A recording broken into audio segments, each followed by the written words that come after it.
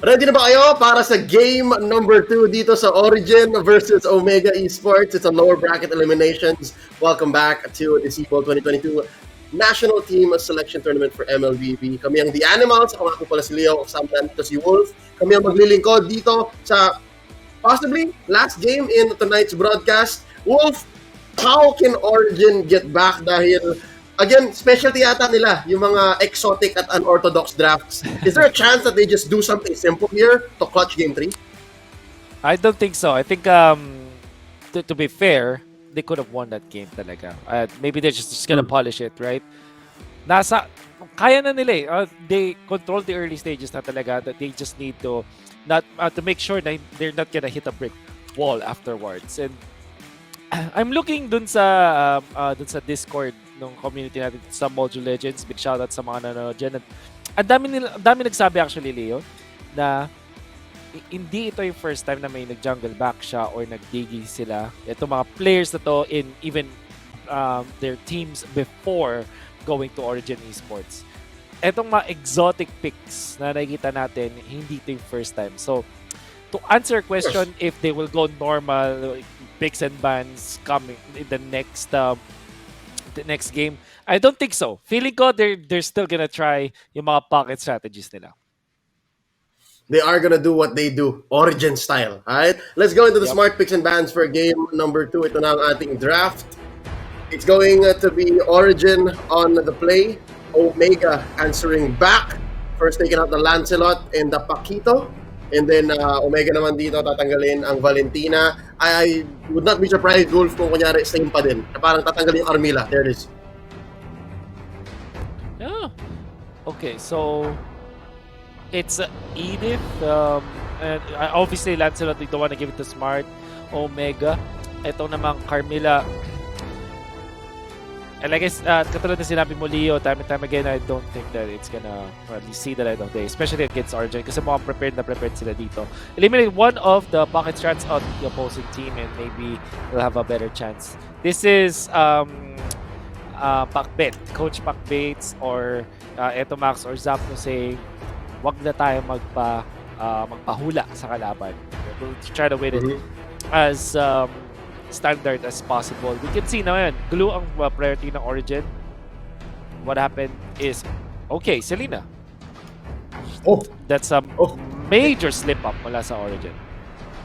Ito Max special, incoming. Yep. Gonna make pana, everybody. And of course, the Yujong. So, same relationship as game 1. Parang uulitin lang ni Ginong Kadwa.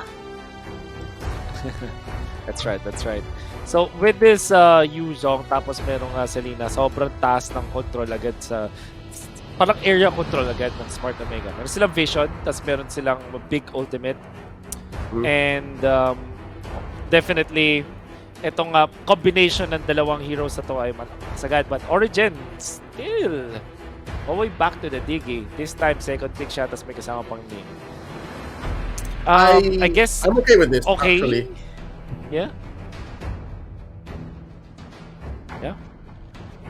It ensures na maganda ang magiging farm and yun, pag nakahanap nga, di ba, ng snowball potential Origen, hindi ko game number 2, they won't allow what happened in game 1 anymore. As soon as they get the grip, tapusin nila. I mean, that's what they're learning, right? That's what they picked up from game 1.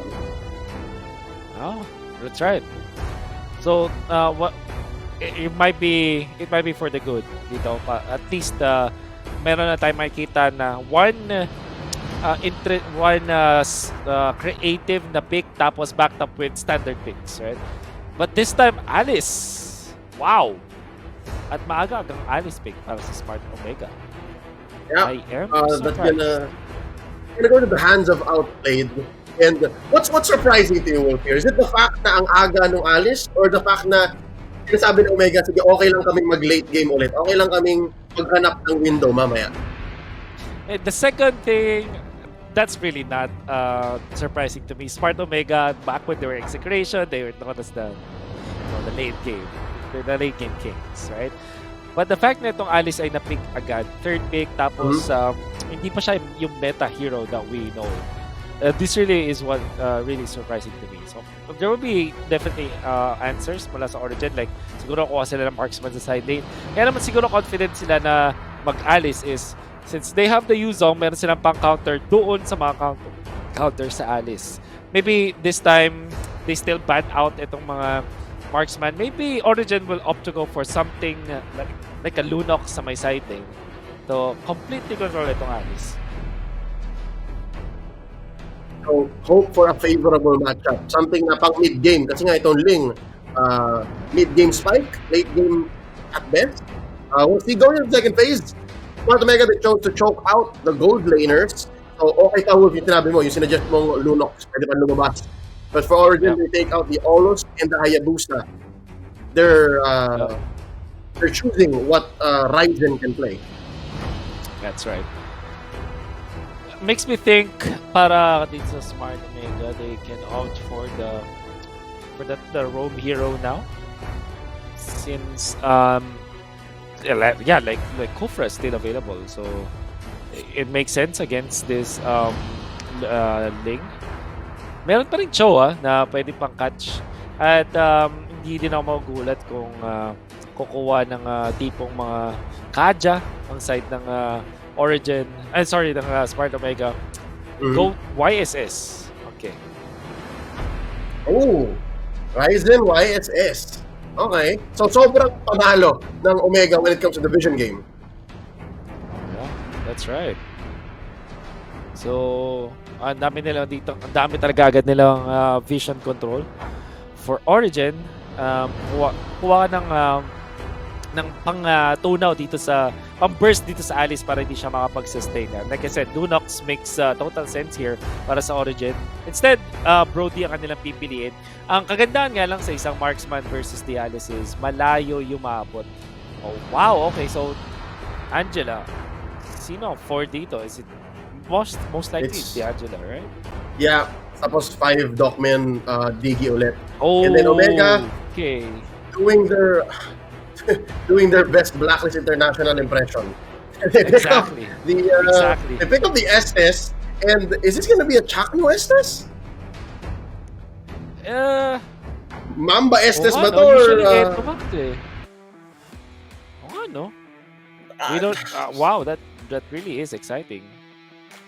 Biglang nag-shift One yung shot. yeah. But Chakno, Selena, I don't know if I have seen it before. Neither have I. Baka may bago si Chakno. Baka alam natin inspired si Mr. Mangilog. So baka bigla siyang may Selena, right? Like, who knows? It's possible. Pero that aside, again, last pick Estes, and then Yusen Shin, napaka-orthodox or napaka-lino ng gustong gawin ng Omega dito. Mm-hmm. Yeah. So that being said, this is a throwback, maybe season 7, around the MSC time, almost, if you think about it, halos mag-isang taon na rin, hindi naman, half a year, right? Na nakita natin gantong meta, and like I said, hindi na masyado napipik yung Alice, but if you have Estes, you have a lot of sustain, tas may absence of the Baksha, yeah, it could work. We're gonna see exactly how this unfolds. Again, sino habang gagamit ng Estes, sino gagamit ng Selena para sa Omega. Laban sa Origen Esports. Pasok na tayo. Game number 2. It's do or die for Origen. And Wolf, the answer is Chakno Estes. There you go. Okay. Chakno Estes.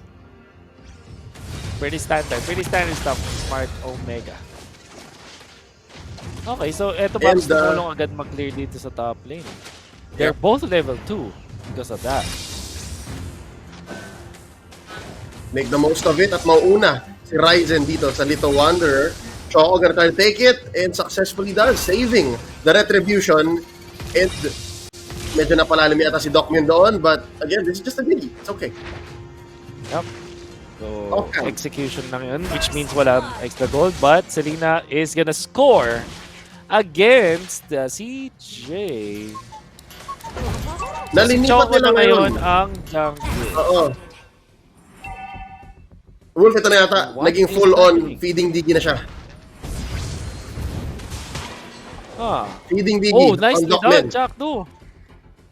Nice din doon, may Chuck, no? Kasi tinapakan niya yung mga bombs. So, ang ginagawa ka dito kasi ni Docman, inuubos niya yung mana niya doon sa Torre. Tapos naglalagay lang siya ng mga bombs para hindi makaporma si Alice. Tapos magpapa-execute lang din siya para walang gold na move ng Smart Omega. And then free mana refill. Yep.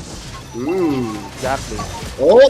Could be dangerous. Eto Max here, kakain ng isang Tempest of Blades. Choco gets the kill. Tapos continue pa rin sa kanyang modus. Ito si Docman. Ginagawa niyang death bush, itong dating tri-bush. Yep. I think the turtle is the next definitely the next point of contention for both teams, pero mas maganda na yata yung pwesto dito ng Omega. Again, the vision game is real and Stent. Are you gonna get away from this? Arrow thrown out by Eto Max. And, kahit ganito kaagad, sakit na rin pa ng mga bomba. Kasi nga, hindi pa naka-farm masyado si Outplayed, so kulang pa siya ng blood stacks. So, this is Origen's way of given their very mid-game, late-game spike lineup. Ito yung pressure. And well, the thing is, strength ng Gigi Bombs nasa early stages na talaga. Hindi siya ganun kasakit come the mid-game. Red team hero has been na dito, si Outplayed.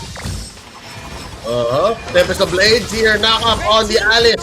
Apat ang makakita noon. They all get the XP. And just like that, Origen have gone up 1,000 gold ahead of Omega. Wow, napakagandang punishment. Kami na from Origen Esports sa may bottom lane dahil nag-overstay Smart Omega, nag-overpush din sila. Sobrang lalim nila dito. And that's a free pass.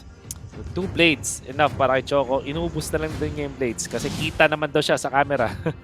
And that's it. Origen Esports will take the advantage ngayon. At makikita natin yung Smart Omega na nagulat din siguro sila dito sa playstyle. Imagine this, Docman played one hero for 2 games pero magkaiba yung playstyle.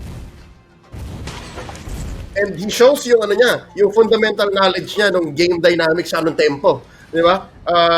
Naintindihan niya na wala namang mangyayari sa aking masama kung ganito yung gawin ko. So, abusuhin ko na lang yung mechanics. And that's thrown Omega a little bit off. And that's keeping this 1k gold lead, about 2k if Origen can farm up a little more in 4 minutes. And so far, hirap makakuha ng turtle ang Omega, even if they do have the vision game on point. Kahit na panalo sila sa vision, parang kahit naman yung pupuntahan nila, hirap din nilang kunin eh. Yeah. And they have not activated itong si Ryzen yet. Yun yung nagulat ako dito. But then again, alam natin kapag may Estes, we always look at the time. Hindi ganun kabilis ang UB time, kumbaga, di ba? Ang blacklist, the timers with the Estes. Around 7 minutes, doon sila lalakas. So, tingin ko, if you're a fan of Smart Omega, don't panic yet. Yep, here we go. Hard guard triggered on by CJ. Tempest of Blades ginamit na dito ni Choco. Hindi niya mapapatay si Ryzen. At ngayon baka mapunish pa siya. Finch point into this corner rock. Keeping him alive. And as well si CJ. So, okay pa. It was a safe engage. Maybe a little too expensive for Origen. Opening up this second turtle. Oh, very good engage actually for both teams, in fact. Kaya hindi nga naman namatayan doon yung Origen Esports and Smart Omega also is keeping tabs on their jungler. This time, Smart Omega naman na makasecure ng turtle. At ang lead ng Origen Esports ay hindi na ganun kalaki compared before. They're keeping it close, under 1,000. And that's going to be a kill onto Sent. Eto Max, very lethal on the Selena. Napakaganda mag-drawing ng geometry gamit ang Abyssal Arrow. And right now, they're rotating onto Docman. Gusto nila i-push yung bottom lane dahil nag-switch na sila, outplayed up top. And slowly, Wolf, baka nga mangyari na yung sinasabi natin power spike ng ganitong klaseng lineup. Ube Omega time at about 7-8 minutes. Yeah? Well, we'll see. The Omega Ube, no? Kakaiba, but it's bago flavor. Totally different talaga kung makikita natin sa Blacklist International. But at the same time, halos cosplay to eh. Yung Selena lang yata yung parang hindi natin masyadong nakikita sa Blacklist International, but almost the same. Oh! There's the split. Gusto nilang sakyan itong STS ni Chuck, no? Mr. Mangilog finds it in him. There's the Mountain Shocker. Alam ng Omega kung nasaan ang lahat ng miyembro ng Origen. So they know not to engage. That's 2v1 in mid. Ryzen just clearing the waves para hindi siya maisahan dito, hindi ma-push as they try to form up for this turtle in the bottom lane. And makuha na dito ang Tier 1 sa may baba. Tatamaan ng araw pero kulang ng firepower. Yung dalawa, si Renzio at si Eto Max, Chaknu. Ito lang yung napansin ko kaya lang hindi masyadong hindi lang Chaknu hero si Estes. It's because wala siya ng surprise plays. Wala siya ng pang-catch na malupit. I agree. It kakaiba tignan no? But this is what it is. Yun ang naging choice ng Smart Omega. Baka mag-back on na tayo sa shot calling din. Maybe yung understanding ni Chaknu ng mga enemy heroes that might be yung bread and butter niya ngayon. Oh, that's gonna be the split and the grab, pero off-cam, napatay na. Si CJ traded out for the Mamba. Mr. Manghilo goes down finally in mid. Napag-push, si outplayed off-camera. 1-for-1 trade so far. And for the part memory at maximum range. Underneath tier 1, napabagsak si Ryzen. At si Eto Max ay nanghihiling na. Half health, bumato pa ng araw para lang hindi na mag-engage ang Origen. And so far, napilitang sumagot si Choco sa may top lane. Current score 5-3 under 8 minutes. This is the last turtle that we're gonna see in game number 2. Oh, well done, Sen. Nakakuha ng isang napakalaking kill kay Ryzen. This means na mas may komportable pa sila. Nakuha pa sila ng turtle. Paganda ang laban para sa side ng Origen Esports. And they have heroes na okay din naman sa late game. So, kung sakali man na, na hindi nila matapos agad tong laban na to with the lead that they still have insurance policy. Maganda pa rin yung late game scaling ng Ling as well as the Brody. So, pretty doable pa para sa side ng Origen Esports. There's the Mountain Shocker. So, baka mapupush back ng konti ang Ube Omega time. Put it up to maybe 10-11 minutes kapag ready na si Outplayed. So far, may vision, pero ewan ko lang kung nakakompleto ng Omega yung mission nila. What exactly is their mission? Let's say, Wolf, alam nila kung nasaan Mountain Shocker. Ano yung ideal situation para sa Smart Omega? Use your Yuzhong ultimate, tapos chain stun mo with the arrow. That's the idea. Tapos i-bait mo yung Origen Esports to go into your bubble. Then eventually pop mo yung ultimate mo with Chakno, tapos try to win it with the Alice. That's basically it para sa Smart ng Omega. Kaso parang kung papansin mo, medyo pang counterplay-ish. Kailangan nilang makahanap ng play na aggressive like that. Might be it. Grab in a split combo killer. Sinasakyan dito si Outplayed. You see how easy it is to get stacks now. At papabagsakin siya, makakuha ng killer. As it said, there's a Mountain Shocker. Ang daming nakatayo lang at tinamaan. Kamuti ka na nga si Sen. Current trade, 3-for-1. Ang natayo na lang si Choco. Uwi na rin si Sen. And just like that, Wolf, counter engage is the name of the game. Apparently, Smart Omega had it all this time. Sen nakaisa pa bago nakauwi. That's a kill onto Kapitan Kaidik. Ginamit pa ni Etomax sa kanyang flicker pero ang dali niya na-punish. And you can see, ito na yun, aggressive play mula kay outplay tas merong heal ng kanyang teammates. Unfortunately, mabibigyan pa rin siya doon because of the third-party memory. At ang ganda lang din talaga ng jump nila in this game. Eventually, nakakuha ng maraming kills. So nga lang si Etomax ay nanggigil doon kay Choco. But, thing is, Choco, nakasecure pa siya ng sarili niyang purple buff. So, for Origen Esports, it's not the end of the world. In fact, sila pa yung mauuna dito sa north area. Yep, and napakalayo ni Outplayed. So the potential for a contest not looking good, lalo na matatalon si Chakno ng split. Choco secures the very first Lord. 10 minutes. Ang investment na lang ng Smart Omega, sige, we'll take a turret down bottom. Let's try to get back parts of the map. Man, super duper well done mula kay Killer dun sa clash na yon. Nakuha niya yung kill. Yung force ng flicker kay Chakno. At yun pa lang, yung maliit na play na yon na napauwi sa isang Estes na position 5 na roamer was enough para hindi mag-contest ang Smart Omega doon sa Lord. So para siyang Lord secured in just one small move mula kay Killer. Well done, Origen Esports. Also guys, nakita natin yung kung gaano kalakas bigla si Glue na automatic pagka-split niya, grab agad. Di ba dati parang kailangan pa sayawan yung kalaban? Ngayon, matik eh. It's because of that first skill change and now there's a split. Hinahanapan niya, forcing out the backflow onto Outplayed. So, makakakit palalo itong Lord na ito. Dogman knocked up, forcing out the Black Dragon form. And not a good engagement for Smart Omega. Origen Esports, kinakite lang nila. Back and forth, parang footsies. So, naman the footsies, di ba? Parang footwork. Looking good para sa Origen Esports as Choco now playing the thing and then try to jump for mid lane. Not sure if it will be the best decision. Hindi nila maliligtas yung mid lane tier 1. Ang lalim na dito, naka-hearth guard si CJ into Choco. Taken down Ryzen. Kakabili niya lang ng endless battle doon. That's a free kill. And so far, successful defense, yes. Pero ang daming nangyayari, ang daming kailangan gawin pa ng Omega para mabawi ito. They are gonna fight here in the mid lane. Inhibitor, still standing. Arrow misses, thrown out by Etomax. Kaidi, El Capitan, what call is it? The call is just to stand still. Depensa lang. Good call from Smart Omega. Don't lose much na. Parang nanakawan na kayo ng konting mga nagkaroon na kayo ng economic damage. Don't try to spread it out. So, cut your losses. But, meron sila tatama ng pana and this is amazing. Smart Omega finding gold. I don't know. Yeah, yun. 3.5 seconds stand niya tayo. So, talaga walang magagawa si Killer doon. Nakita natin meron siyang split-split pero hindi niya na napindot. Shot yung mabot. Super tricky talaga yung Selena. Parang you can be down by so much but with just one arrow you can in the late game, pwede mo, or mid game, late game, pwede ka makakuha ng mataas na control ng mapa agad.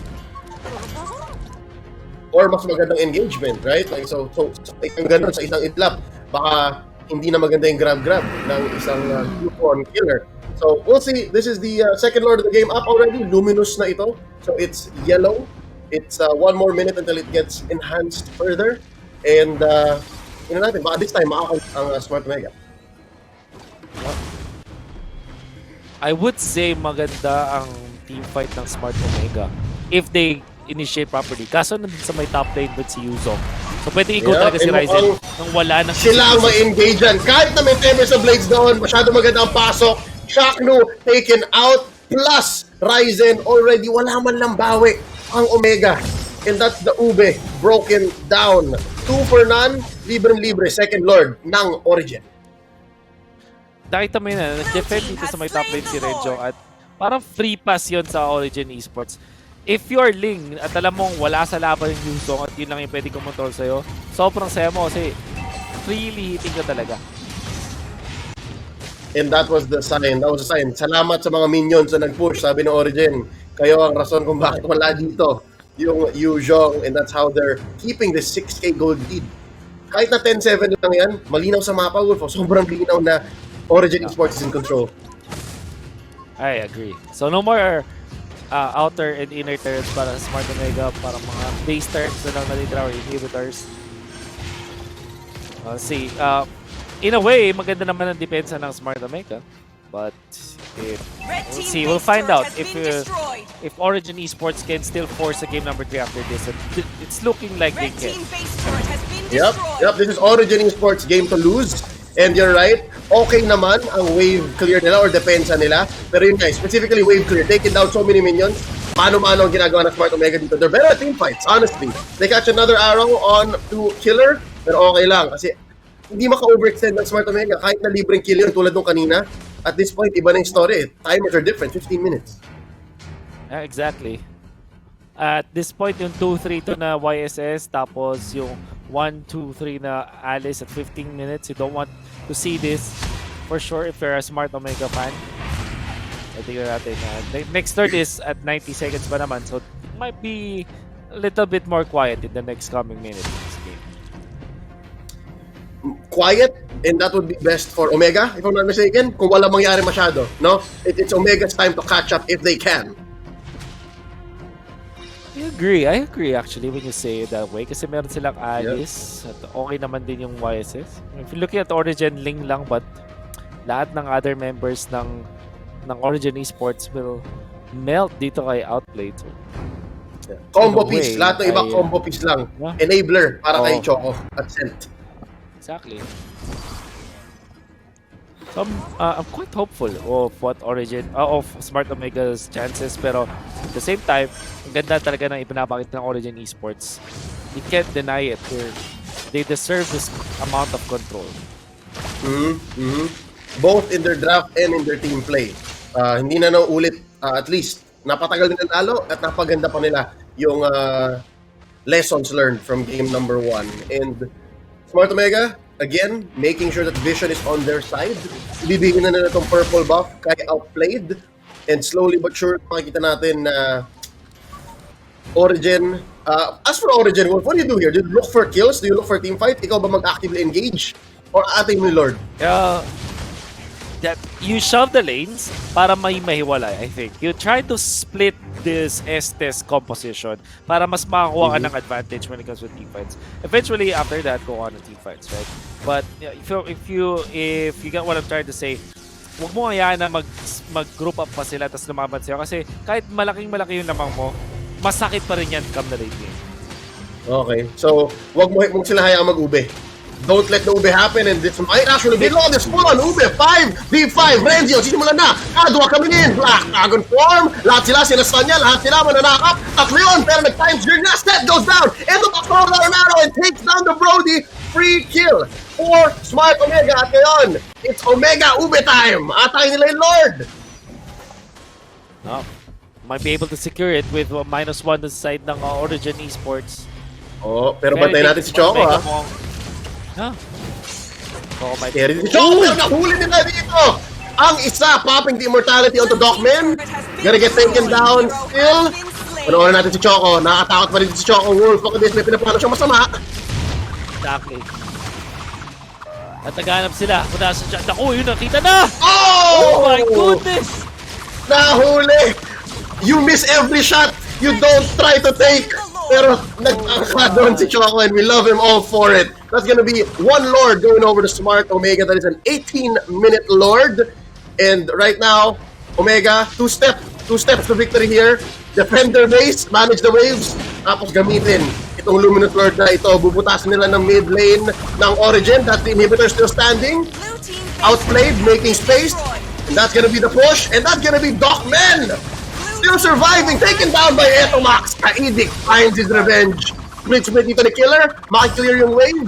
And just like that, I see Omega coming back. Wolf, this is amazing. Oh my god, I was so surprised kung paano nila nakuha yung kill doon sa Ling. And I'm not sure if they should be conceding this Lord push.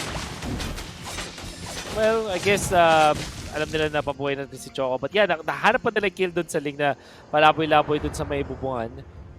And because of that, nakakuha sila na free pass dito sa Lord. But it seems like hindi nila tinitake advantage talaga yung Lord this time. Respecting yung respawn timers that now favor Origen Esports. Yeah, I think ang call dito ay disiplina. Parang nandito na tayo eh. Omega ube time na eh. It's their turn to be in the corner. Yun ang call siguro dito ng Smart Omega. And slowly but surely, yun yung nangyayari. Purple buff, kinukuha muna ni Outplayed. Tapos saka siya sasagot. Renzio, kompleto Ricardo dito si Renzio. Ha? Meron siya Petrify, meron siya ult. Tingnan natin split. Sinimulan na ni Killer. And that's going to be Chakno using out his flicker. Sasagot naman si Renzio, Black Dragon form. Kadwa Express coming in! He's not used his Petrify just yet. Okay pa, times 3 nagamit na dito ni Docman. Lumalaban sila dito sa ilalim ng tower nila. Down goes Docman! Outplayed gets the kill. Sent, buhay ka pa. Sabi niya outplayed, hindi na! And that's going to be the 7th blade forced out of Choco. That's the knock-up on Torrenzio. Meron pa siya Immortality. CJ sa pupunta. Immortality pop na rin dito sa Angela. Down bottom. Uy, nabuhay pa! Okay pa, that's gonna be a good way to defend. Buying time, kiting inside their own base. Origin. Still in this. Ang galing ni CJ dun, ha? Round 2, let's go. Split here by Killer. Pakasakay siya dito. It's going to be the grab, moving them out. And, with their truncheon dito. And forcing it out with a tech. Up down sa outplayed. Down goes Choco. Ryzen gets him. Nag-trade lang sila. 3 attackers, 2 defenders. Kaya mo ba to? Ng Origen Esports. Isa na pong down on the base. And that's it. Smart Omega gets the sweep. 2-0, eliminating Origen Esports. Victory! A sweep, but definitely not the games na you could say dominant para sa side ng Smart Omega both games. I mean, I was like this. Grabe. I can't hold it. I mean, you were casting it and hindi ko naintindihan bakit ito nangyari. Sobrang lupit. No, I would say shot selection siguro mula doon sa Smart Omega eventually. The fact that they are hitting all of their spells in the right heroes, the right timing, kaya naman sila naroon and mounted the comeback.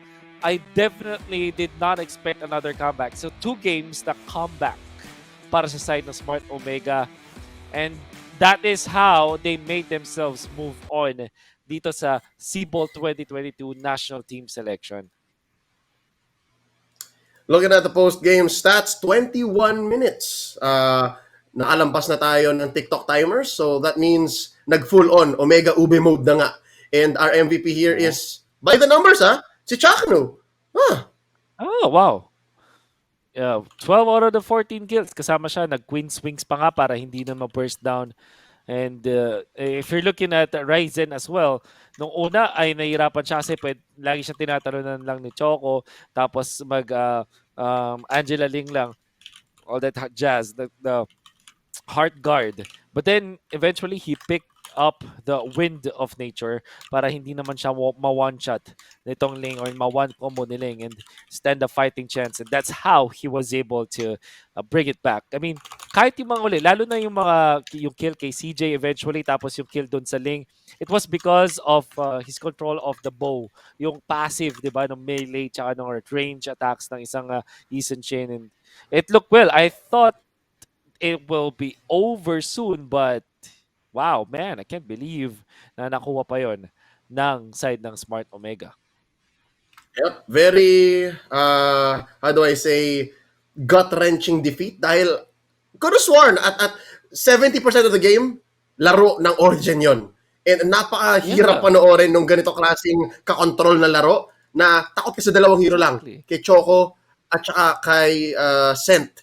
Pero alam mo yun, Omega, they found their window again. Let's look at how that happened exactly. We'll go from the early game. Ito, first, Turtle.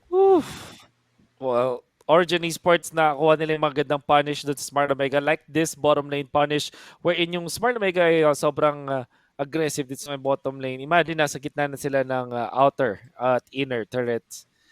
Origen Esports with this lane na may Angela pang kasama, ang dali na mga punish, and you can see na dinadive na lang talaga nila dito si Eason Chain. Will not get the kill onto Choco, but Choco gets out anyways. But alam mo na yung game plan dito ni Choco. Look for the enemy jungler and try to finish him off.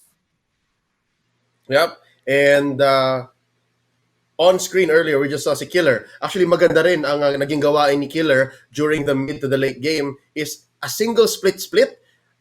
Mahirapan agad yung Smart Omega. So nagbibilangan sila. Isang ult lang ni Killer, wala na. Ang hirap nang gawin nung ube early on ng Smart Omega. So that's the story at least for the mid-game that we're approaching here. Kasi first two lords, di ba? First two lords, walang laban yung Smart Omega.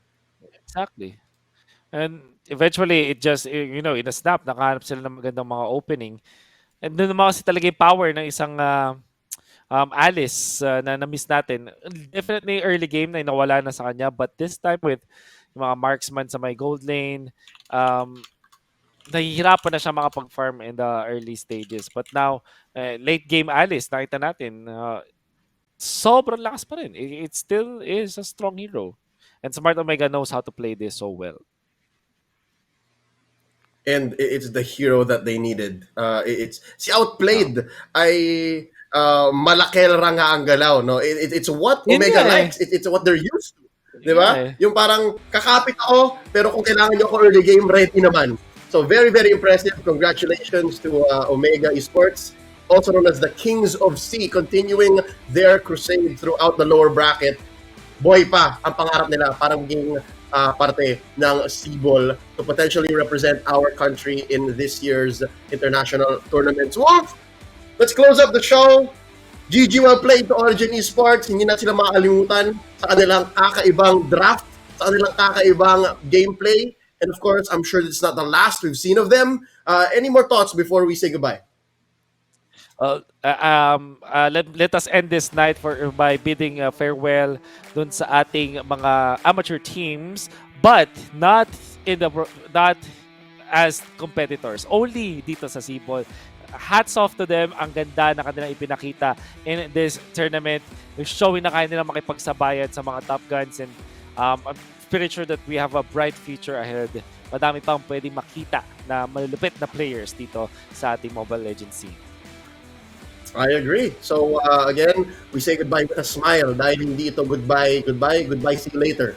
Origen and to El Ganador Esports. Ladies and gentlemen, this has been the end of day 2 for our SIBOL 2022 National Team Selection Tournament for MLBB. We would like to thank Peso, who has organized this all for us. The SIBOL 2022 National Team Selection is powered by Smart and is organized by Peso. Para sa di nakakalam, ang Peso o Philippine Esports Organization ay ang National Sports Association para sa esports dito sa ating bansa. Layunin ng Peso na palakihin at pasiglahin ang esports industry dito sa ating bansa. Sila ay isang non-stock, non-profit organization na binubuo ng mga esports industry big players tulad ng Tier 1, Goliath Concept, Mineski Global, TNC, Bird Esports at marami pang iba. Suportahan natin ang Peso sa kanilang mga adhikain. Para sa karagdagang impormasyon, maaari niyong bisitahin ang www.esports.com.ph o kaya sa kanilang Facebook fan page, Philippine Esports Organization. Ladies and gentlemen, we'd also like to thank Smart. Experience the power of Smart 5G in over 4,900 sites nationwide. Switch now to experience the difference. Visit smart.com.ph/MNP to learn more. Guys, kita-kits bukas, day 3 na. We're gonna start with another elimination round. It's gonna be so hype. Show starts around 11 a.m. Kita-kits. Wolf, you have a great night, okay? Thank you so much for sticking with us. Nakarami kang series ngayon. Umawi ka. On behalf of Womi and Renmar, my name is Leo at your service. You guys have a great evening. Kita-kits bukas. Happy weekend. Good night. There's a Gigamania! Ready na ba kayo sa grand raffle prizes ng Gigamania? Samsung set, Apple set, and Toyota Corolla Cross Hybrid. Para maging yours, download the GigaLife app and register sa Gigamania! Ready na ba kayo sa grand raffle prizes ng Gigamania? Samsung set, Apple set, and Toyota Corolla Cross Hybrid. Para maging yours, download the GigaLife app and register sa Gigamania! Ready na ba kayo sa grand raffle prizes ng Gigamania? Samsung set, Apple set, and Toyota Corolla Cross Hybrid. Para maging yours, download the GigaLife app and register sa